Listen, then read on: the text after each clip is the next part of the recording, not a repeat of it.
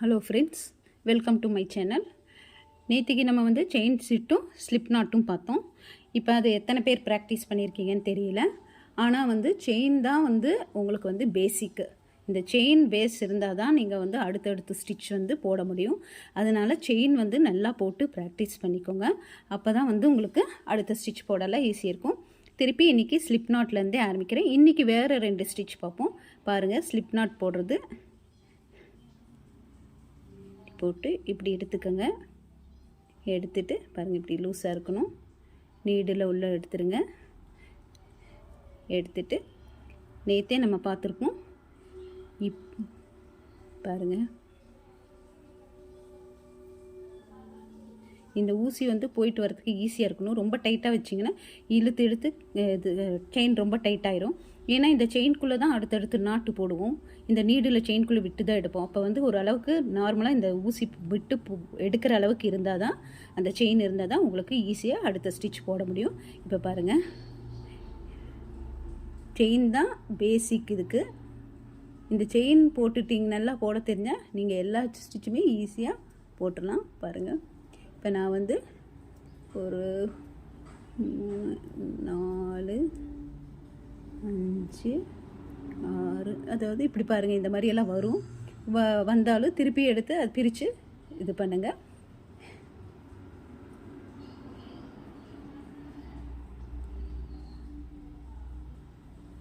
பக்கத்தில் எடுத்துக்கோங்க கையை, அப்போ தான் ஈஸியாக வரும் செயின் போடுறதுக்கு.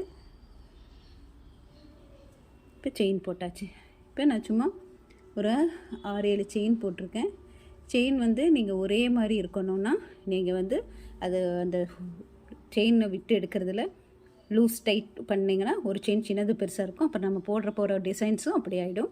இப்போ பார்த்தீங்கன்னா, இப்போ நம்ம போட போகிற நாட்டு பேர் வந்து சிங்கிள் க்ரோஷே போட போகிறோம். சிங்கிள் க்ரோஷே போடுறதுக்கு நீங்கள் இப்படி செயின் போட்டுட்டு இதில் இருக்கிற இந்த ஃபஸ்ட்டு செயினை விட்டுருங்க. இந்த ஃபஸ்ட்டு செயினை விட்டுட்டு 2வது செயின்குள்ளே விட்டு பாருங்கள், செயின் உள்ளே விட்டு இப்படி வெளியே எடுக்கிறோம். எடுத்து இந்த 2 லூப்பு வழியாக இந்த நூலை வெளியே எடுத்துடும். இதுதான் ஸ்லிப் நாட். பாருங்கள், இப்போ 2வது செயின்குள்ளே செயின் வந்து கரெக்டாக போட்டுக்கோங்க. நமக்கு வந்து நீடில் போயிட்டு வர அளவுக்கு இருந்தால் தான் ஈஸியாக போட முடியும். இந்த செயின்குள்ளே விட்டு இப்படி வெளியே எடுத்தோன்னா 2 லூப் கிடைக்கும். திருப்பி எடுத்திங்கன்னா இதுதான் சிங்கிள் க்ரோஷே. இது ஒரு பேசிக் ஸ்டிச்சு. பாருங்கள், செயின்குள்ளே விடுறோம், ஊசியில் நூலில் போட்டு நீடில் போட்டு இப்படி இழுத்துருங்க. இதுதான் சிங்கிள் க்ரோஷே. இந்த சிங்கிள் க்ரோஷே வச்சு நம்ம நிறைய டிசைன்ஸ் போடலாம். இப்போ ப்ராக்டிஸ் பண்ணிக்கோங்க. ரொம்ப டைட்டாக இருக்காதீங்க, நார்மலாக வச்சுக்கோங்க. இந்த நீடில் போயிட்டு வரும். ரொம்ப லூஸும் இருக்கக்கூடாது, ரொம்ப டைட்டும் இருக்கக்கூடாது. பாருங்கள், இதுதான் சிங்கிள் க்ரோஷே. இந்த சிங்கிள் க்ரோஷே செயின் பேசிக் போடுறோம் பார்த்தீங்களா? அந்த செயின் உள்ளார விட்டு தான் வெளியே எடுத்து 2 லூப் வருது. இந்த 2 லூப்புக்கும் நீடில் த்ரெட்டு சுற்றி வெளியே எடுத்துருவோம். இந்த 2 லூப் வெளியே எடுத்துருவோம். இதுக்கு பேர் சிங்கிள் க்ரோஷே.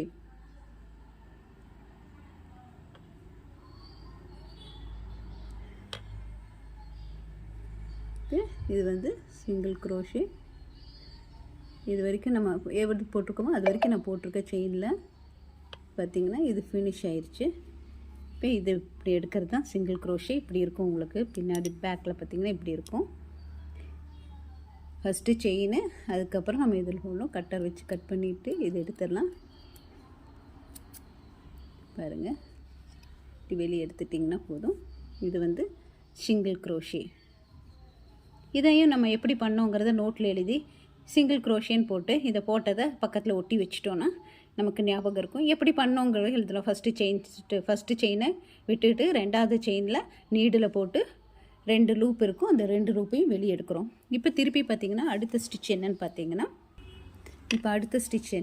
இப்போ சிங்கிள் க்ரோஷே போட்டோம். இப்போ அடுத்த ஸ்டிச் பார்க்கலாம். ஒரு எல்லாத்துக்குமே பேஸ் வந்து இதுதான் உங்களுக்கு. ஃபஸ்ட்டு ஒரு ஸ்லிப் நாட் போட்டு தான் ஆரம்பிக்கணும். அப்போ தான் உங்களுக்கு வந்து ஈஸியாக செயின் போட முடியும்.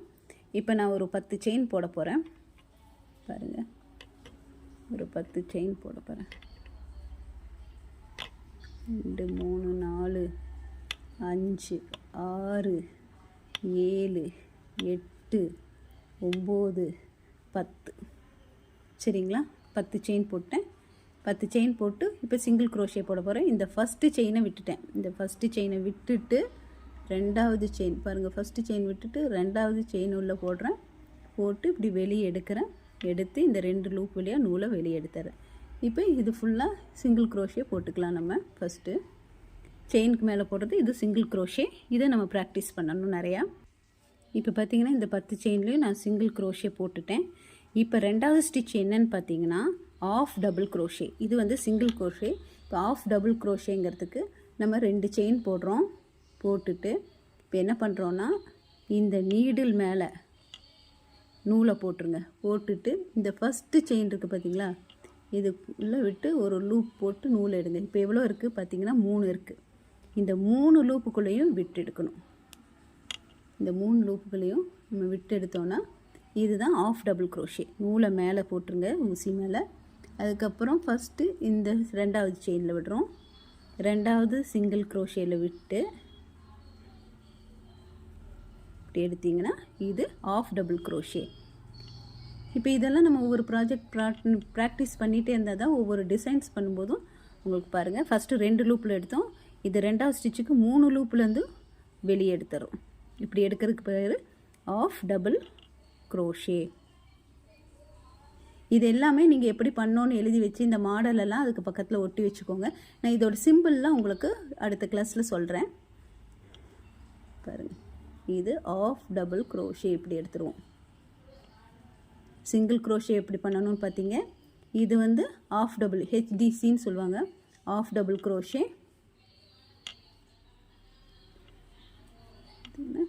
இப்படி போட்டு